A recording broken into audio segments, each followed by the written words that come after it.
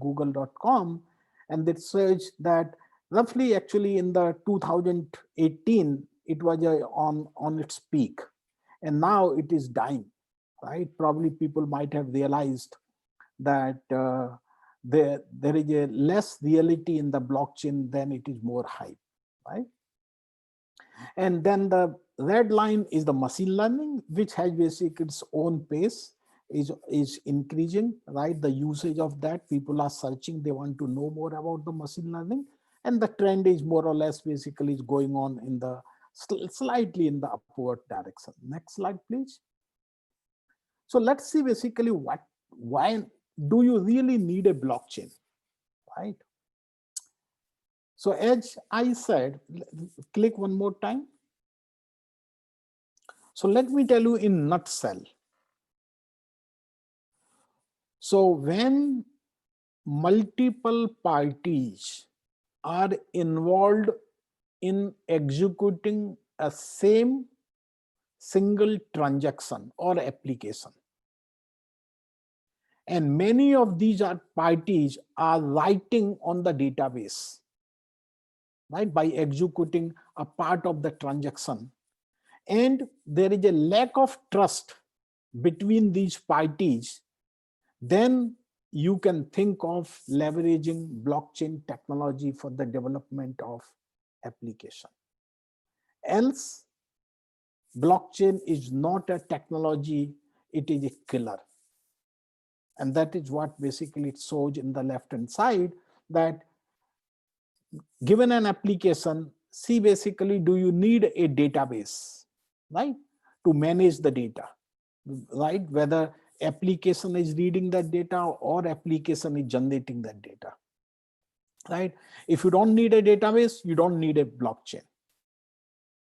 If you need a database, then you see that whether many people are writing on the same database, right, which is belonging to the same transactions. And if answer is no, then you don't need a blockchain, right?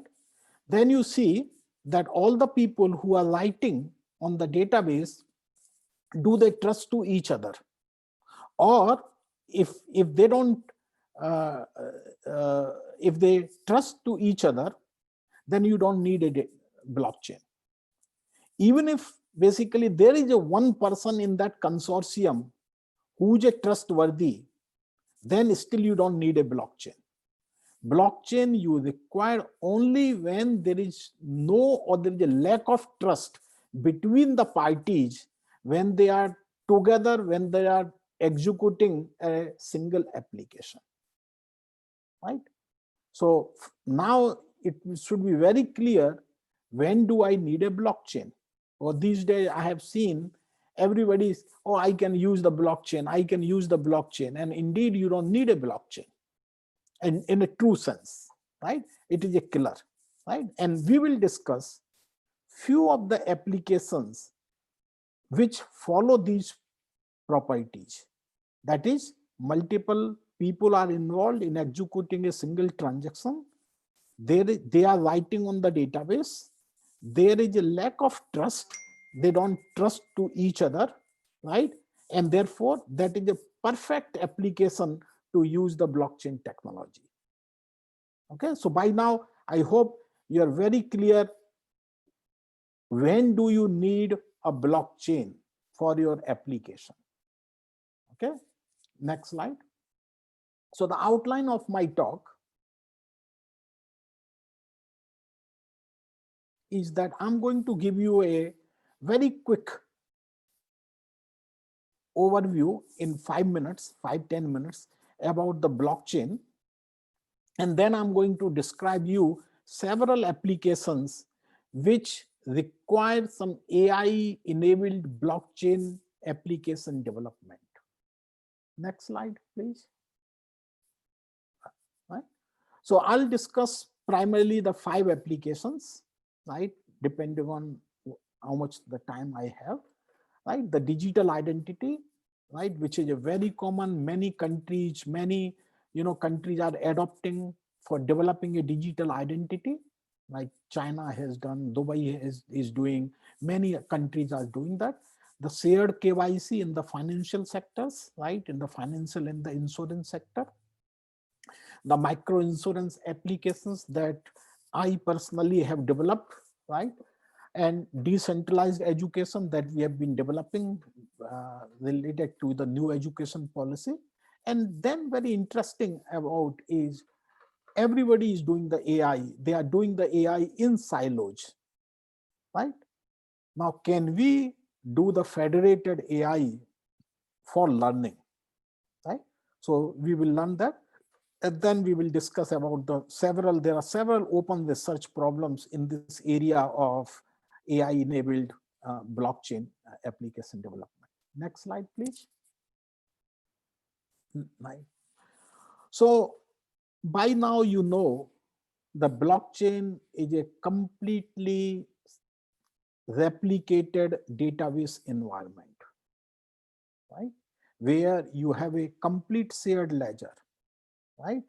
And highly decentralized, right? That is a pure, blockchain, public blockchain scenario.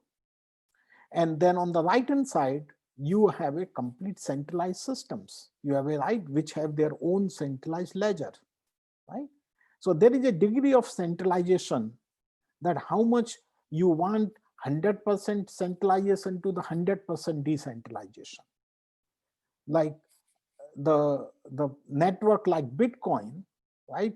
They have a complete permissionless public shared systems, right? Where everything is shared on every node, and they share basically 100% replicated data, right? Though they may form some of the channels in that network, but all the parties in that channel will have 100% replicated information. Then you have, like private ones, right? Which is called the permissioned one, right? Permissioned private one, like you have a hyperledger where the bunch of parties, they come together for certain applications, they form their own consortium. Or you can have a combination of some public and the private where they have an interoperable communication between two or more blockchains, right? So you go from one global blockchain to many interacting blockchains. And this becomes a very interesting area, that how my different blockchains developed by different, consortiums, they can talk to each other, how they can become interoperable, right? And that is one of the very interesting open research problems, to develop the protocols to communicate between the two blockchains. Next slide.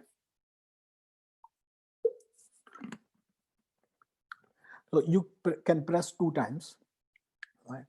So the key concept by now you all know is that shared one has 4 characteristics, right? The blockchain has a 4 characteristics. One is the shared ledger, where it records all the transactions, right? And it is append only information. You cannot go and delete any information. You can mark if you delete some data which is no longer is required, right?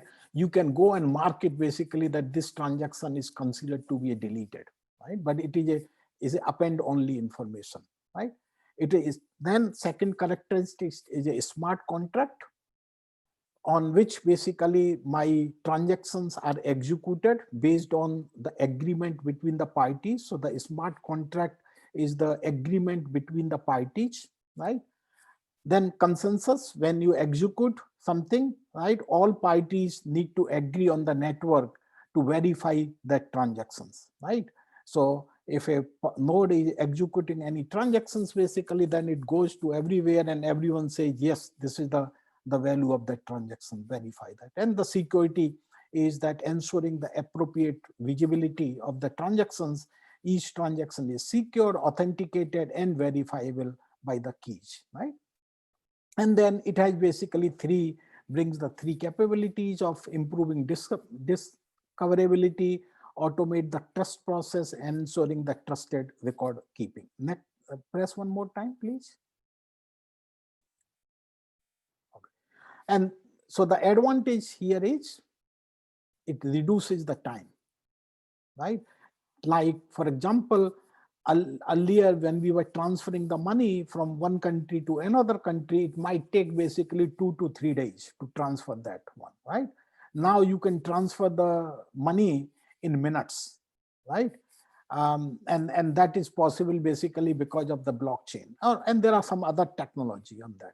It removes the cost, right? In the earlier, again, in the nosto vostro, or the transferring the money, well, taking basically you have to pay 2% commission on this. Now, because everything is there on the network, right, it significantly reduces the cost for the transactions. Very interesting thing is that it enables a new business model, and we will discuss more about that how the AI can help in developing the economics, right, or the oracles of these network parties in that consortium, right? And fourth, and the very important one, is that it reduces the risk, right? You know, basically that no one can go and temper these transactions. If the transactions is tempered, then whole block, basically the hash value is changed, and the hash value is changed, then the next block, which is changed with the previous one, will also get changed, right? And therefore, through consensus, you can figure it out basically that this transactions had changed. Next slide. Right. Just press couple of times. So these are the three areas you can see basically the blockchain has really made an impact, right? For streamlining the internal processes and the content service providers, developing the services for the clients built on the block chain, right? And we will discuss about the identity management and digital assets transactions. We will discuss these two in the applications, right? And the third is collaborating in the business ecosystems, which requires really a new business models. Next slide. So how the blockchain applications and the ledger, right, they interact. So blockchain developer develops the applications and writes the chain code for the smart contract, right? So application invokes the smart contract, right? It makes that calls basically to go and put anything on the blockchain, right? And then also on the world ledger or the state ledger one, right? And if there is any delete can happen only on the word state, not on the blockchain, right? So the calls are processed by the business logic, which is written in the smart contract, and any read that is required on the blockchain, it has to be done through the REST APIs of the Hyperledger. Next slide. This is the blockchain software stack, how the blockchain and the smart contract, they interact to each other, right? I'm just going a bit fast on next slide. Right. So now let me describe about some application, true applications of blockchain, right, in 3 or 4 areas. The first application, which is a very highly emerging and very adopting across the businesses, right, very rapidly, is called the digital identity or decentralized identification, right? Why it matters and what is the role of the blockchain in defining the digital identity. Next slide. Right. So each of us, right, we have our own identity.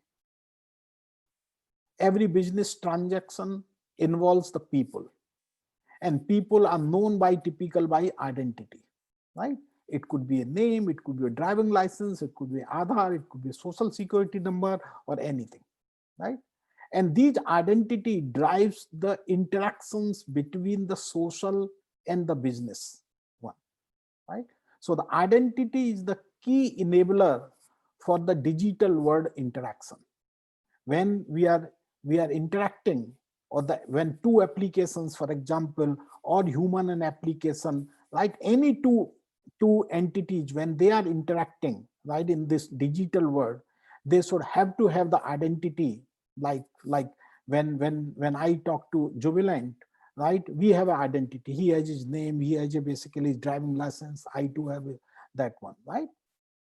So now, how in the digital world, how each entity can have a very unique digital identification which can be verified by the other entity, right, using some protocols written on the blockchain, right, that using the public key, right, and then they can interact to each other, and we will see the architecture later, right?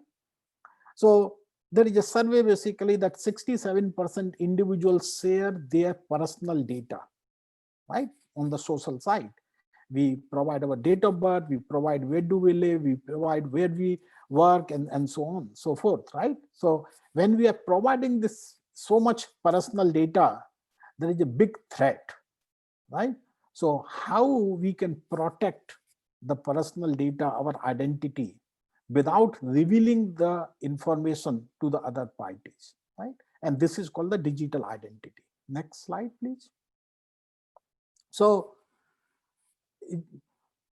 me as an individual have an identity, and identity is basically of several things, right? Could be name, age, what health, behavior, habits, right? These are all the basically the part of the identity, right? And how am I represent this, right? How do I render my identity? Either I show my Aadhaar number or tax ID or PAN number, driving license number. This is what basically I represent my identity, right? And when when two entities are interacting, it could be a person to person or it could be a person to business. How they will know to each other? By presenting these identity of each other, right? And then they will basically identify, yes, you are Mr. Jubilant, yes, basically this is your driving license, and so on. Next slide. So the problems in today's identity management systems, right, are many. So for the individuals, it is very hard to remember the password for every business I interact with, right? So it is right, it is really very hard. And if I need to verify certain my identity, then there are too many steps, right, and documents involved in proving the identity. Like, for example, if you open a bank account, or if you go and get a new SIM, right, you have to provide so many documents: your address proof, your PAN number, your Aadhaar number, right, and this and that, the address is not matching, right, and so on, right? So it is really very hard to prove your identity, right? And you feel basically it's a very unpleasant experience on that, right? And you have a limited control over the identity information, right? And there could be identity theft also, right?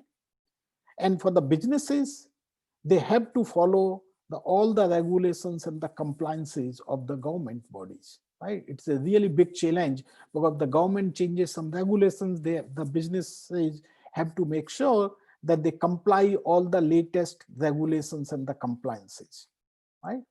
And there could be many times a data breach or fraud or identity theft. You have heard basically the Facebook and many other things, that so many identities were stolen, so many Aadhaar cards were stolen, or credit cards were stolen, and so on, right? And the challenge for the government is how to basically keep the privacy and the safety, which is at the top most priority, right, for the government, right? And how to protect these all ID documents from counterfeiting and so on, right? So for all these parties, whether the individuals talking to the businesses, governments is regulating these businesses, there are challenges for each of these parties related to the identity management. Next slide. Right? So the idea basically here is, can we develop some new application. Next slide, please. Can we develop a new applications, a system which can do a identity management in a more cohesive way, in such a way that the identity of an individual or businesses or the government can be kept, right? Can be basically cannot be stolen by anyone else, and also basically they can do the businesses more easily without revealing the information about each individuals. Next slide. So this is called a new concept called the self-sovereign identity. And what is a self-sovereign identity? It is basically you as an individual have an identity, right? And that is what is a self-sovereign. Nobody basically should know, right, about me, right? And I should protect my identity on that, right? So if you look at the journey of the self-sovereign identity, the people are interacting with the e-commerce site. And typically what we used to do, right, we go and these businesses, they create the passwords or user login and the password. You go basically and then you just log in using that login and password, right? So user is identified by login and password, right? And there were typically basically that less number of digital users, right? And typically they were having a basically one or more than per user device there, right? Then there was another wave on mid 2000 is the mobile and social thing, where you have a between the business and the individual, there is another party, there is a third party in between, right? There is a, right? So like for like where you can either log in using your Google login or with your Facebook one, or you can do that, right? So now you don't have to remember the login and password for that particular businesses. You can identify, basically you can prove your identity using the Facebook, right? So this is what is called the sharing and the connectivity and reuse of the social authentication, right? And so this is what is there. Then in the web 3.0, right, now we have a billions of devices or millions of devices basically are connected to each other, and we have a number of billions of digital users, right? How we can provide the identity so that my identity is not stolen. So the phase that we are going to is the self-sovereign identity and using the blockchain, right? And I'll describe this in the next slide, please. Right? So what the self-sovereign identity is that, so you have in left-hand side, it is your device, you as an individual. On the right-hand side, basically it is a business. You are interacting with that, right? So you create a connection, right? Now you want to create a connection, and you want to create a connection in such a way that your identity is not stolen. It's a highly secured, right? So, and this is using the blockchain, right? So what basically this is doing is that each user install a digital wallet application.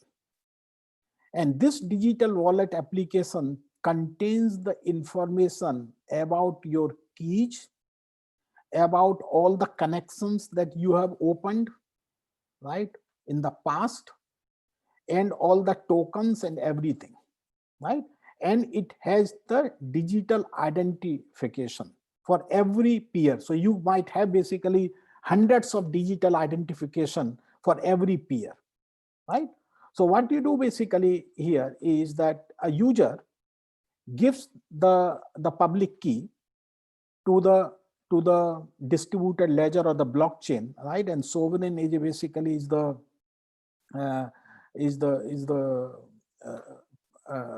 exclusive blockchain for the identity management, and it generates your DID, right? Now basically you share that DID with your peer, right? So let's say basically you apply for a driving license. When you apply for the driving license, then for every document that you have, you put that your DID to and send it to the peer, right? So that is what basically is some kind of method. So you have a key value pair where the key is a DID and value is your document. You send that in an encrypted form to your peer side, to the driving license office. That driving license office, what they do basically, given your DID, right, that is a unique, they go and verify basically on the blockchain. And once they verify, then yes, this is the document that belongs to Mr. X and X, right? They go basically, and then they process that application. They digitally send you the driving license, that is, they issue the credentials to you, right? So then you get that. So in your wallet also, you have a digital license information there, right? Now you apply to, let's say, the bank or to the, right? So that is another peer. So now basically you give your digital identity, the driving license, to the peer to verify the credentials. So they verify the credentials, right? Right, and they verify basically because you have the DID, and they verify is on the blockchain there, right? So the DID authentication is done over here. Once it has been done, then your credentials in step 4, they are verified over there. And that is what basically is that in the digital wallet, you have all the your verified credentials, right? Anyone can, now you go and let's say you apply for the passport. When you apply for the passport, you just show basically that your digital one, you show that here is my driving license identity, all digital, here are my other identities digitally. They go and verify and process that application, issue the digitally identified the passport, right? And that is what basically you keep, that is in the digital wallet, right? Next slide. Right? So now this digital identity is being really used in the government sector. And as I said, that some of the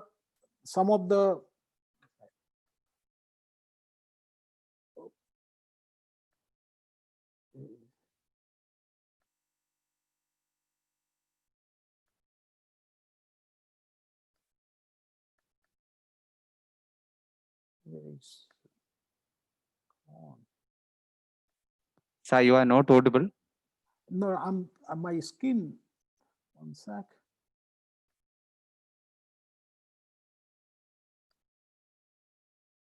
Where is the screen gone?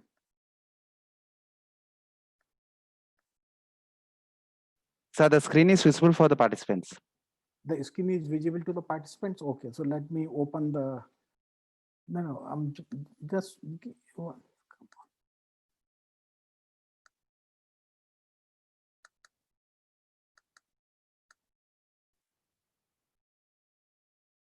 Sir, you are audible, sir. Okay, no, just I'm having a problem at my end. One sec. Okay, so let me go to the.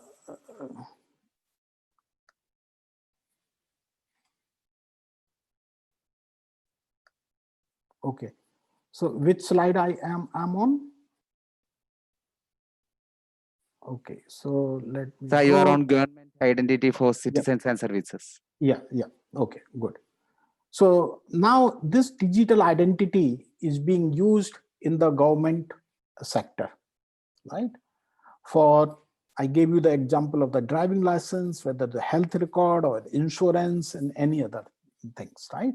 So in the digital, in the government sector, the government is interacting with many businesses or their own internal webs, the departments.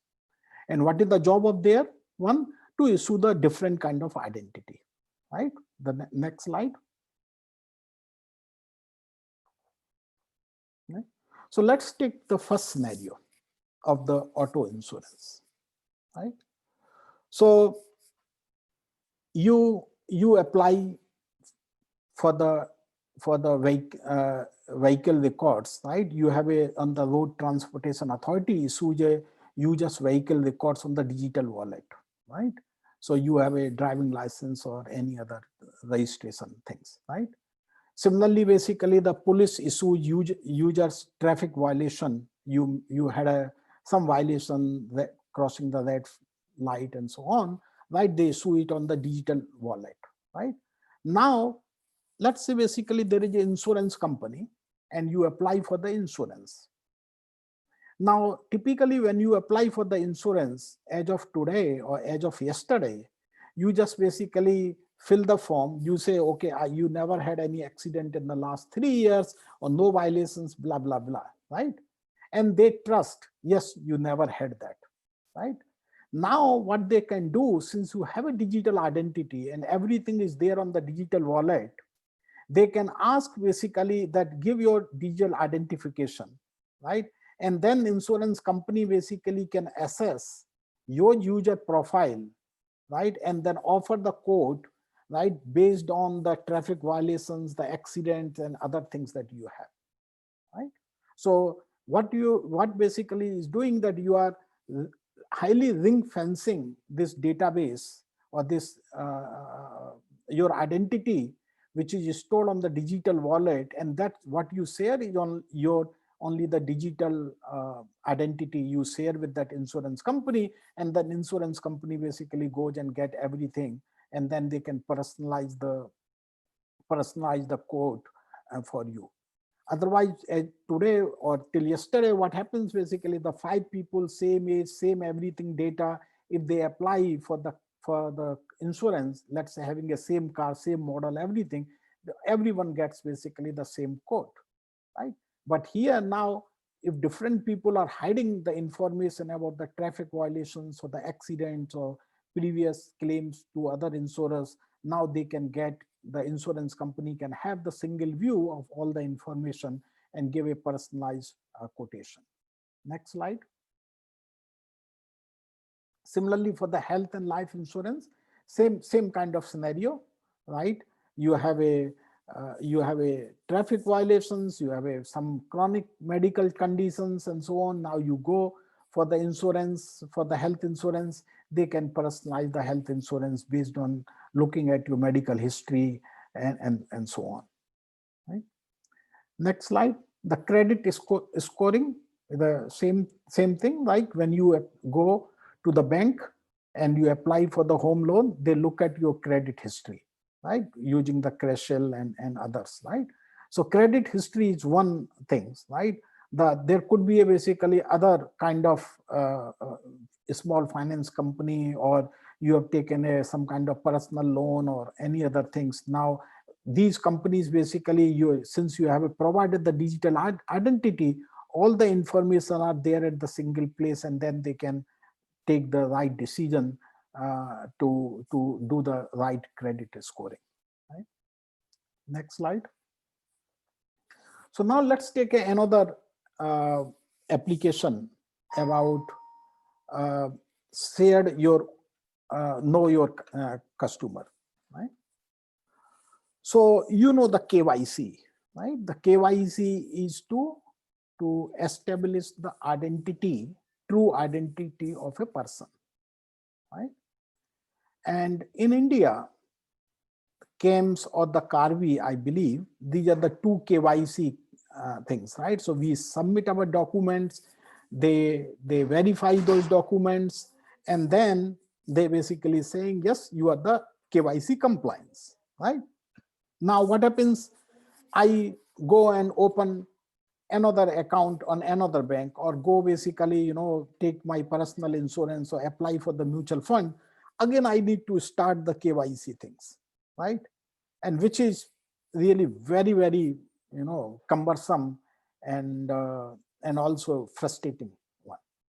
So the shared KYC is, next slide, please. So the shared KYC is a new transformational approach with a regulator sanctioned on a distributed ledger of a client's information that is shared between the regulators and the banks, or all the entities which are there in the consortium, right? Whether these could be the financial institutions, these could be the regulators, auditors, and the clients. Next slide, please.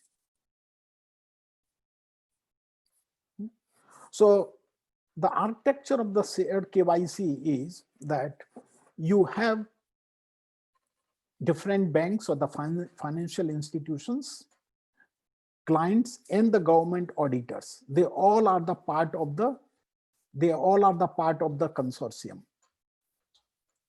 And then initially, the first time a client comes and requests for the KYC info, right, on the banks, then he gives all the documents digitally. They are all verified on the blockchain, right, because he has a digital identification on that, and banks basically does all the KYC info and issue, yes, you are the KYC compliance.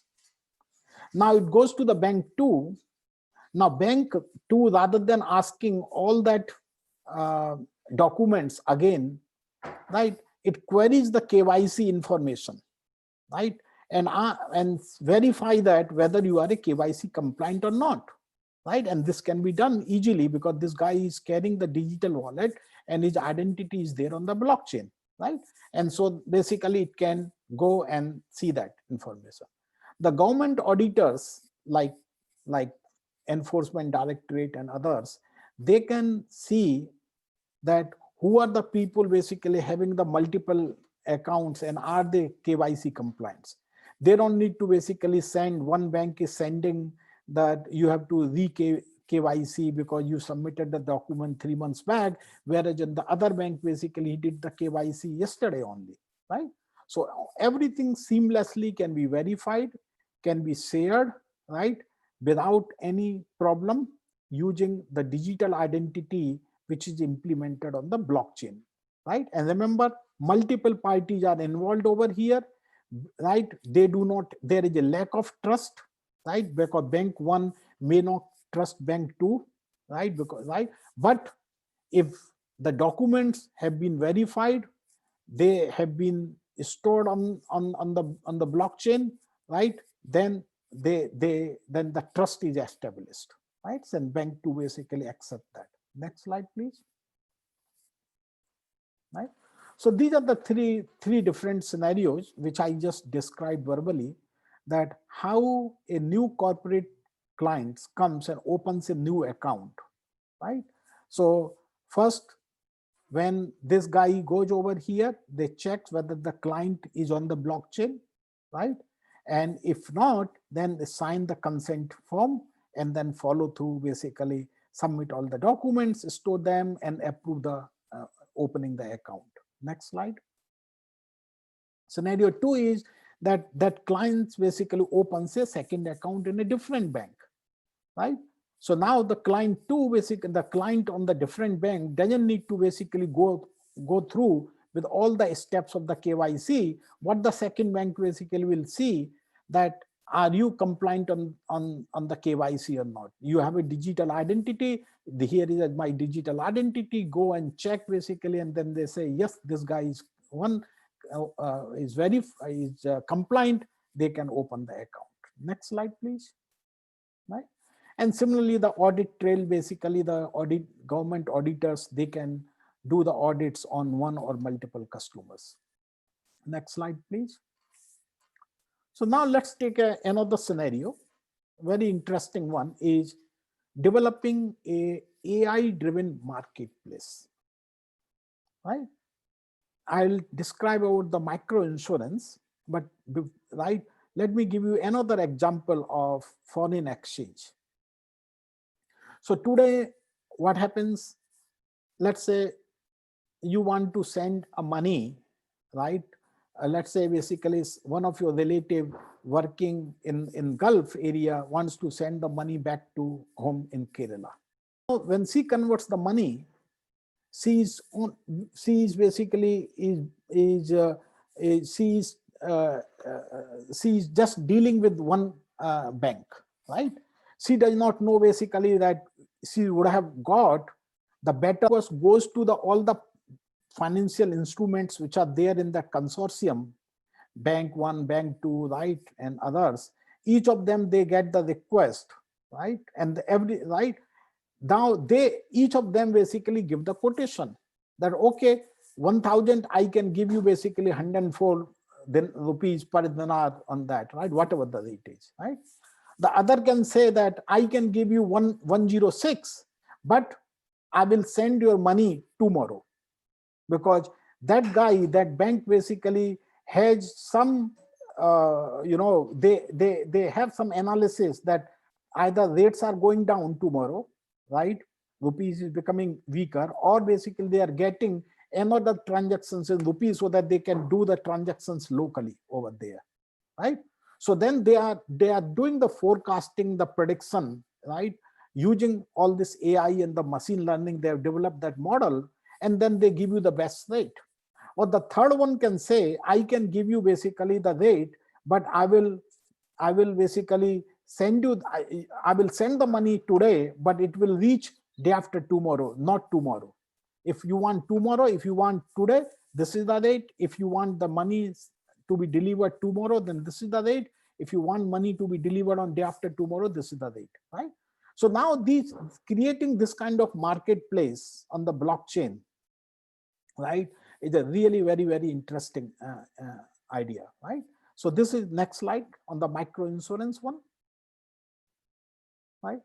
So this is a bit old report, but if you see the IDC, the top 10 global prediction, and one of them was that by 2019, that is the last year, the usage-based insurance was increasing to, will increase, account for at least 15% of the global vehicle insurance market, right? So if you look at the, in the Scandinavian countries and some of the China market and the US market and some of the also part of Ireland market, people are going for the usage based. And what is a usage based? Next slide. And right, and the usage based here is that people are not driving the cars. They are working in a city. The car parking is very expensive, so they are taking a local transportation, right? While they are in the city or working, or 5 or 6 days, the car is parked in the parking place, in the garage, right? So the customer behavior is really changing, and they are demanding that, look, we will pay the insurance when we drive it. When we are not driving, the car is parked in the garage, then why we should pay? Can we have that insurance, right? So it is just like basically you are traveling from Delhi, from let's say basically Kochi to Delhi, right? And the travel agent basically say, would you like to get the insurance for your trip, right? So with the same analogy, can we basically pay the insurance while we are driving the car, right? That is one, right? And people are demanding for that. This is the survey basically says that, right? More interestingly, from Indian perspective, there was a report in Times of India, I think a couple of years or 3 years back, that roughly 52% or 56% 2 or 4 wheelers in India, they are on the road, but they are not insured, right? And you know, basically when they are caught, you know, what happens, right? So how we can fix this problem? Can the blockchain technology help in this, right? The other example, the jugaad, you know, the jugaad, basically they drive, there's no insurance. In the rural areas, you go basically when they buy the vehicle, only that time it is insured, rest they don't get that vehicle insured, right? Next slide. So what basically we have proposed, and we have published a top class paper here also, is developing a pay-as-you-go market. And pay-as-you-go market is not new market. It has been around, right? If you go and rent a car, right? They give you the insurance based on the, okay, you have rented the car for the 3 days, they give you the insurance for the 3 days. Or some of the insurance company, basically they give you the insurance based on the number of miles, that, right? But what basically we are saying is, that when you are driving the car only for certain days and certain period, we have developed an application, a digital wallet. Basically, you have that. You send your DID and send basically, I want to drive from, let's say, from Kochi to Chennai, right? Now on so and so date and so and so time, then this information goes to the service providers. And each of them is giving a quotation. Some guys, okay, the insurance is 4 rupee 57 paisa, one says 7 rupee 27 paisa, and each of them has a condition, right? One says basically that if that it is a 4 rupee 57 paisa, but you will drive after 2 hours because they are predicting heavy rain in the next 2 hours. Or it is a peak time, there is a lot of traffic road, right? But after 2 hours, there will not be peak time, and the accident during the non-peak time is very low as compared. So they have all that historical data. And based on that, they have developed the AI model, right? And then they predict the quotation. They predict basically that the chances of accident and other things.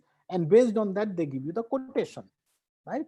And now you look at all of them, you accept one. When you click that, accept it, you have signed a contract which is written on the blockchain there.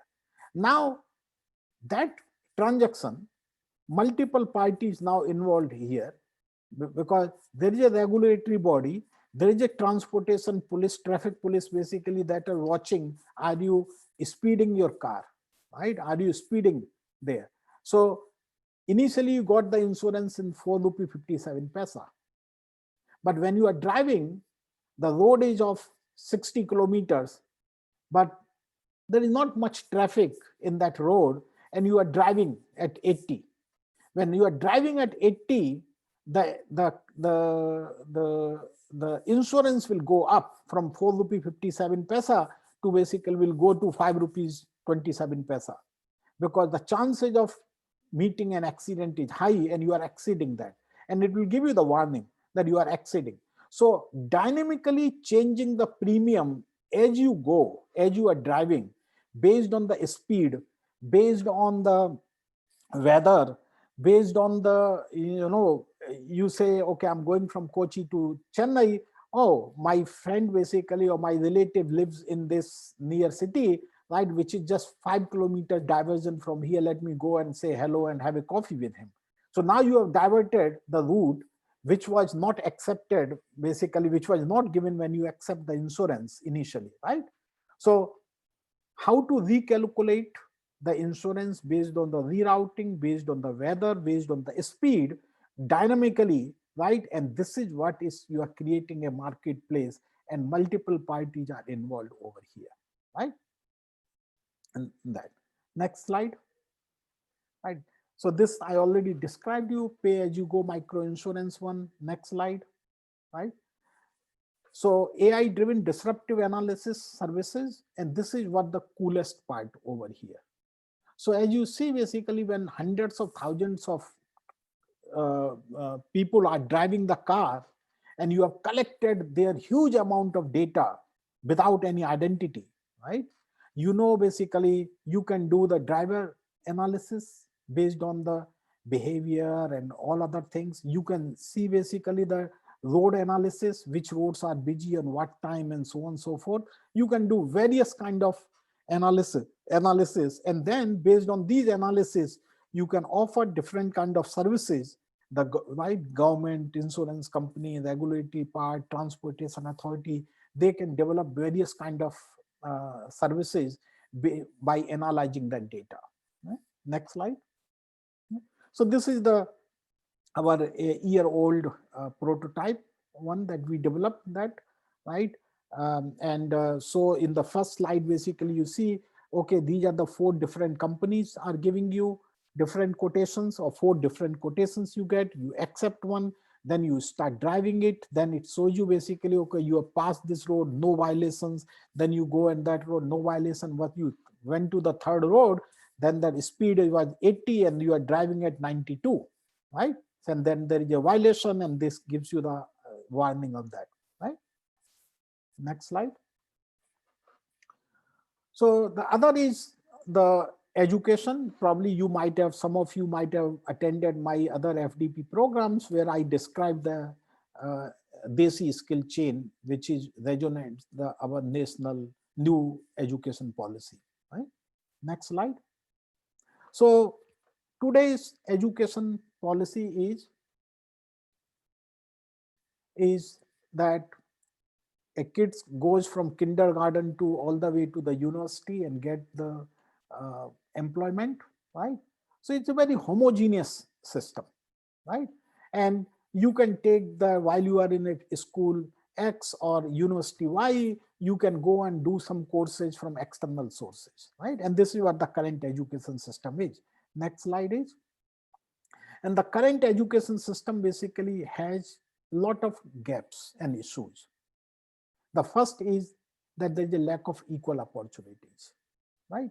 As you know, in India, our system is highly competitive, right? In the tier 1 and tier 2, or tier 1, basically only 1% selection rate is less than 1%, right? So there is no equal opportunity. If the persons may be very intelligent, but his presence of mind on that day in the examination center was not good, because he could not sleep, or he was worried, or whatever the reasons are, right? He missed the whole opportunity, though he was very, very intelligent, right? Second is there is a lack of skill resources, right? As you know, basically that NASCOM report says that our software engineers are not employable. Only 15% graduates are employable. So how we can improve the quality of that? Can the blockchain system, blockchain based system, education system can help there, right? Next slide, please. Lack of uniform curriculum, right? So as you know, many universities basically they follow the different curriculum, right? There are very lack of quality labs, and even if there are labs there, right, then the utilization of those labs is very, very low. It's just only 15%. Half of the year the labs are closed, the universities, the non is teaching is not operational, right? Only 13 weeks are the 2 semesters one, and in each week there is hardly 2 or 3 labs or 4 labs, 5 labs, right? So the utilization, and these are the data based on the I've taken from the tier 1 institutes. The tier 1 institute labs are utilized only 15% in a year. Rest of the 85% time, the lab attendant is sitting ideally or not doing, basically the labs is not operational. And then there's a lack of digitization. And when there's a lack of digitization, people really do the counterfeiting of these degrees, right? So what basically the DESI is doing, that let's bring in a big cities. In big cities, basically you have several institutes. Some of them may be science, some of them may be engineering college, another private engineering college, and so on. So can we build a consortium of these institutes and decide that, okay, this consortium will offer a degree of, let's say, BTech in data science, right?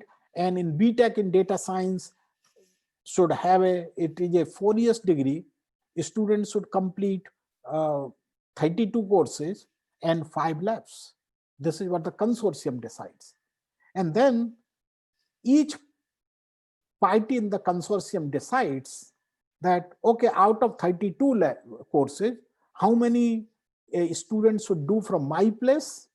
So let's say your institute can say, okay, out of 32, 20 should be done from my institute, 5 can be done from my other partners, channel partners in that consortium, 7 you can do from anywhere outside the consortium, online, or you do it your self-study or whatever, right? Or Coursera, but we will take the assessment. You have to come and you say, I'm ready, we will assess you, right? So in that way, basically each institute maintains their autonomy, right? And then students are doing, they can, now students is finding very hard, that guy can move from that institute to another institute, right? Based on the selection criteria of that institute, if it meets that, And also basically this guy says, hey, I'm not able to do it. He can exit after a year or 2 years and get the certificate or diploma as per basically whatever the requirements that he has met, right? So there is it brings a lot of flexibility, right? It brings basically that students can transfer, students can get the quality education, the good courses from one institute, good courses from another, good from another institute, and so on.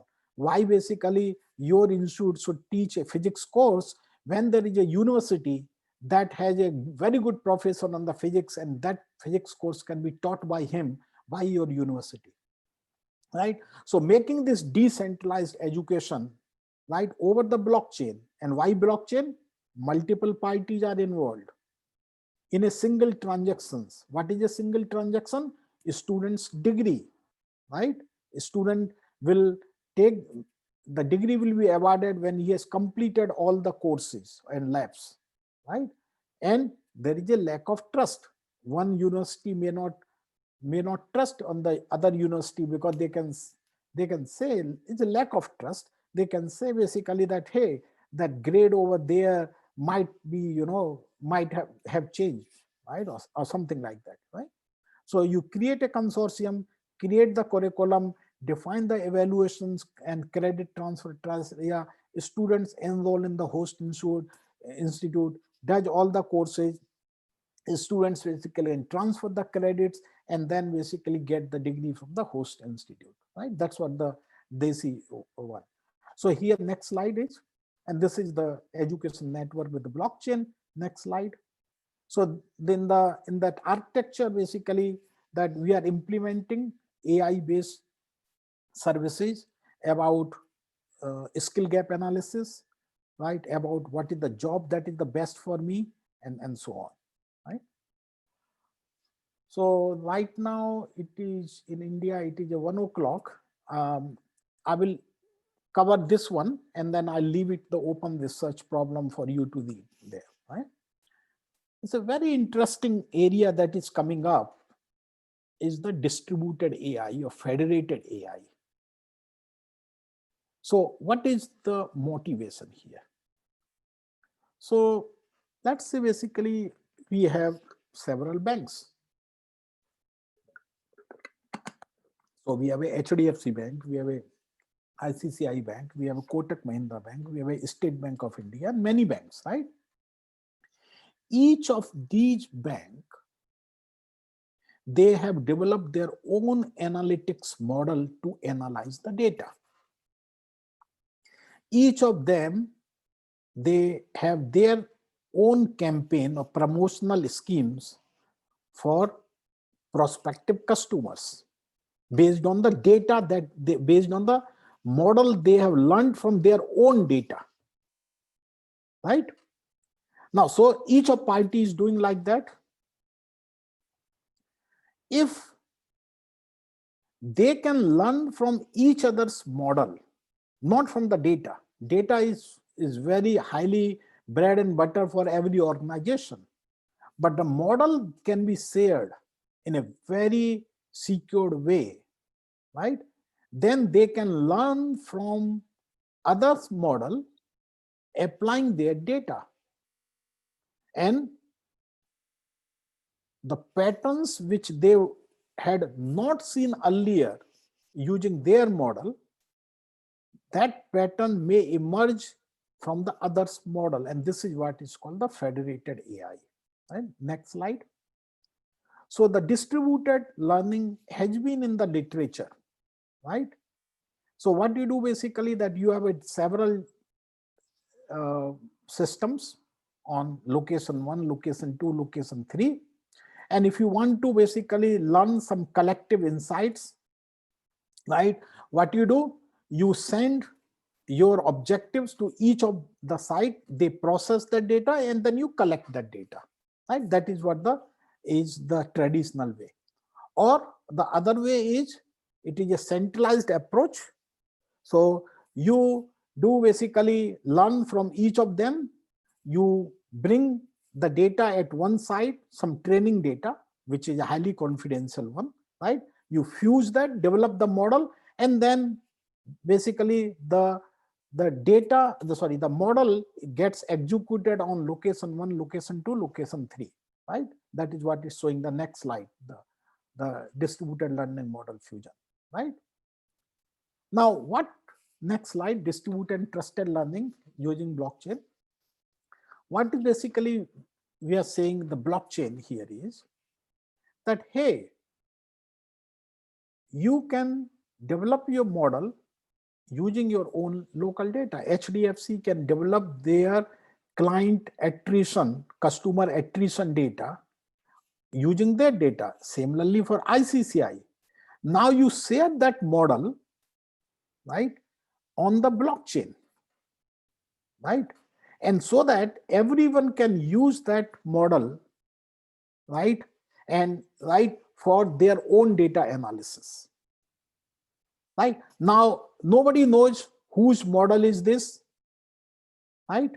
Because you can basically hide that information, right? But you are making use of the knowledge or the model that other banks have done, right, and apply to your data. And that is what is basically is a distributed and trusted learning using the blockchain, right? So blockchain is being used over here to log the provenance and has the data and models there, right? And machine models can be collaboratively improve the blockchain here. And AI agents can autonomously create and trade new financial instruments over the blockchain, right? And it's not only the bank, it could be telco and the finance. And this is happening today, right? You know, the finance companies, they are learning from the telco transactions. The telco companies basically are looking basically who could be the potential customers, right? Which can be targeted high loyal customers from the bank side, right? So they are basically developing their own model and they can be shared without revealing the identity of these models. Yeah. Next slide. So there are many interesting really problems. I will not discuss, I'll just describe in a couple of minutes. There are many interesting research problems in this area, and particularly in the blockchain underneath the database. As you know, that blockchain has a multi-storage system, can have a multi-storage system, and some of the data can be controlled on the blockchain. Some that is called the on-chain data, some of the can be the off-chain data, and you cannot put everything on the blockchain. And now in a collaboratively, we need to analyze that information. So how to combine on-chain and off-chain data, right? Very interesting. Similarly, basically is we have to get a single view of the data, right? Similarly, how my different blockchains, they can talk to each other, the interoperable one, right? How we can share, how we can analyze the information at the edge itself, right? Before it goes to before the blocks is really get committed or the transaction get executed, can we analyze the information and create some kind of alerts, right, for different applications? So there are many interesting research problems. I have listed many of them over here in the next 10 slides. You can look at them, but I'll stop here and see if you have any questions.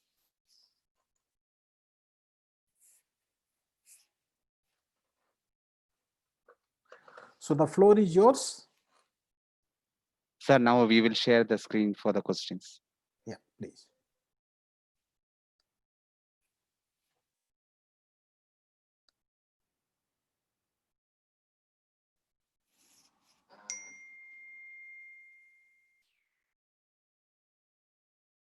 Oh, have I? Hello, can you hear me? Yes, sir. Yes, sir. The screen is sharing. Okay.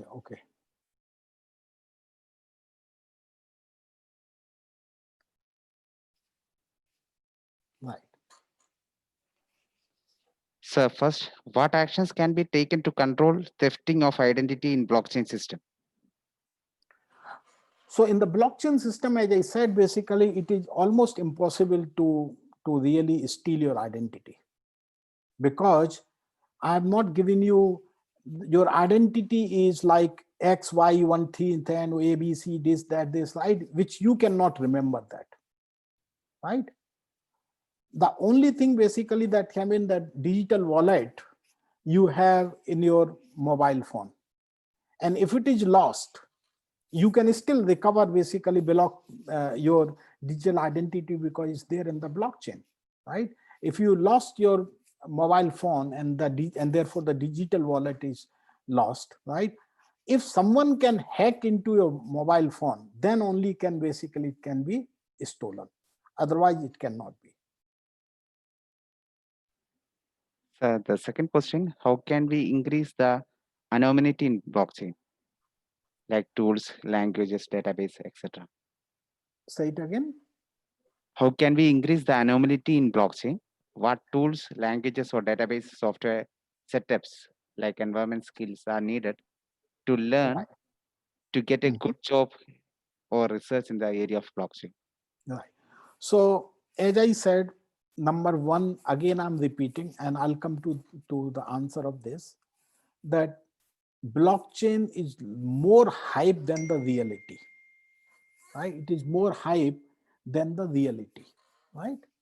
Now, there are many things that you need to do. You have to develop the blockchain applications, and there is a development SDK, development kit, right? SDK that is provided by every, whether it's a Hyperledger, right, Fabric or Indy or any ones, right? You can have that. Now, indeed, basically you can write your queries on the SQL also, right? The interesting part is that, as you know, as I said in the second slide, that when you read a blockchain, right, you can do the reading on a point basis, right? And you can do using your REST APIs of the Hyperledger or any other blockchain system, right? But the interesting research problem is that if I need to read the blocks in a very discrete manner, but in non-continuous way, right? So for example, I need to know when this student did subject A, subject B, subject C, subject D. I really don't know where is the A and B and C and D are stored on the different blocks, right? So that is a really very interesting research in blockchain, right? So every I can tell you from a Hyperledger, right? They provide you the different tools and the development kit for developing the applications and writing the chain code, for writing the smart code, which you can run basically on the blockchain, right? So the third question, can we achieve accountability through blockchain? So accountability, I don't know, what do you mean by the account through blockchain? What is, can you explain this more? So the question posted by the participant is, can we Right. achieve accountability through blockchain?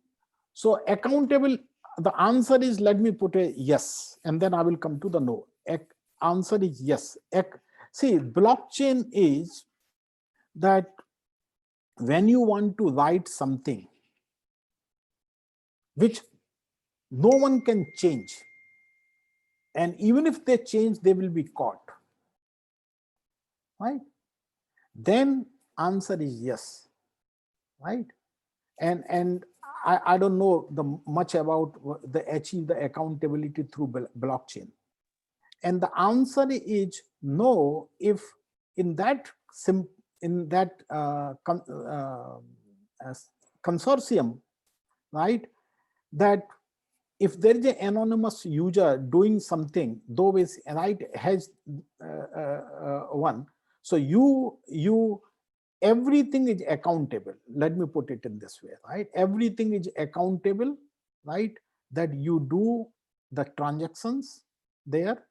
If you make any change in the blocks, the hash value, as you know, basically will get changed, and therefore basically through consensus we will figure it out that who is the one actually who has done that, unless basically that majority of the parties and the consensus, right, they maliciously they basically they get together and then say, okay, I did not transfer $20. Let's basically, you are my friend, you are my friend, you are my friend. Let's say basically, yes, Mukesh did not transfer $20. Right? In that case, basically, you can't do that. But since these are the anonymous users sitting everywhere, right? It will not, it will bring the accountability. I really no idea about the aviation field. I really no idea. You need to figure it out. I told you blockchain. See my third slide, right?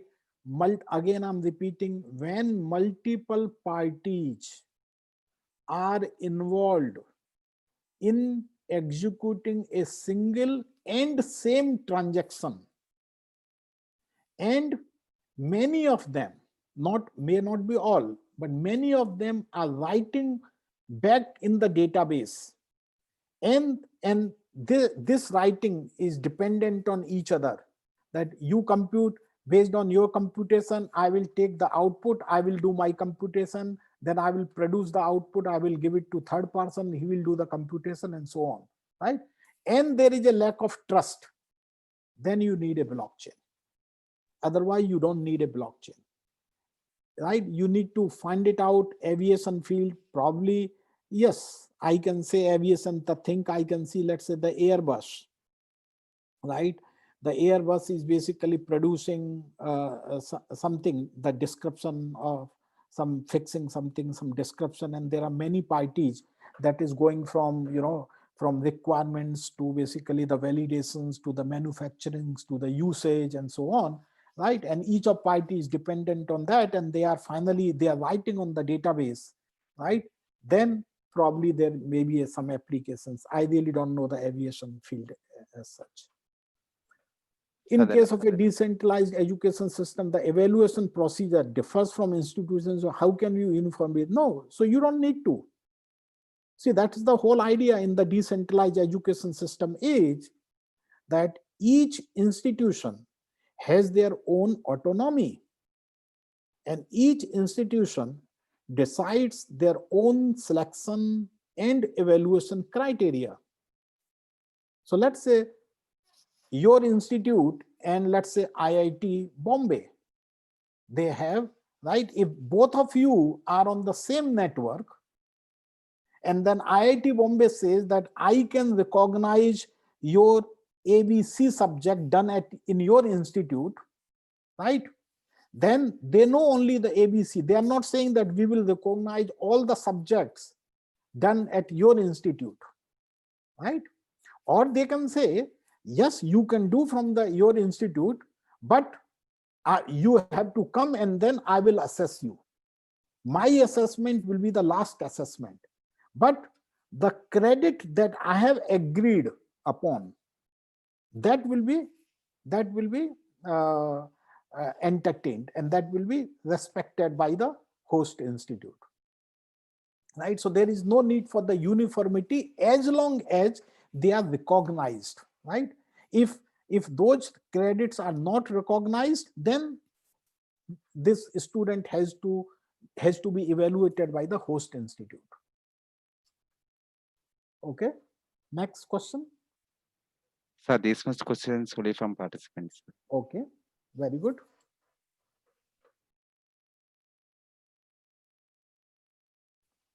Any other questions you have?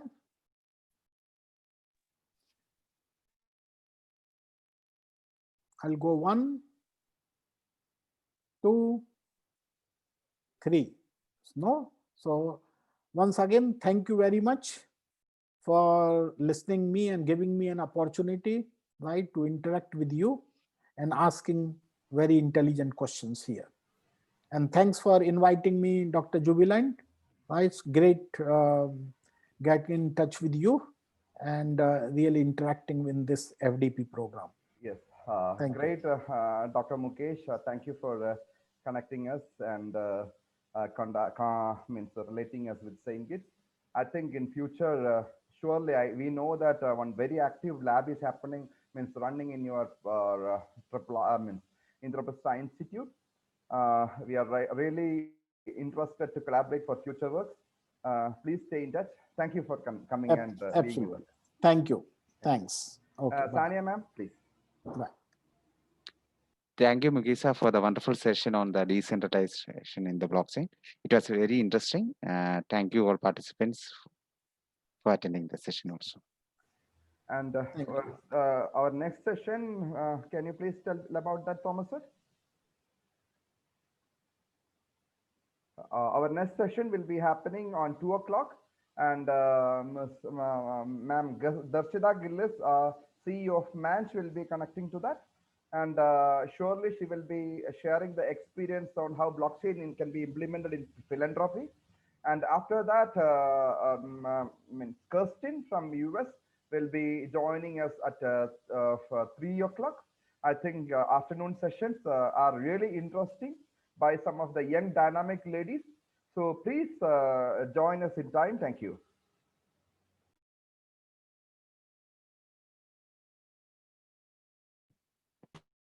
Thank you so much for attending. Our next session will start at 2 o'clock. And our next session will be on game theory in DeFi. And Harsh Rajat, who's a founder of Ethereum Push Notification Services, will be handling that session. So thank you so much for joining us. And we can come back at 2 p.m. Thank you.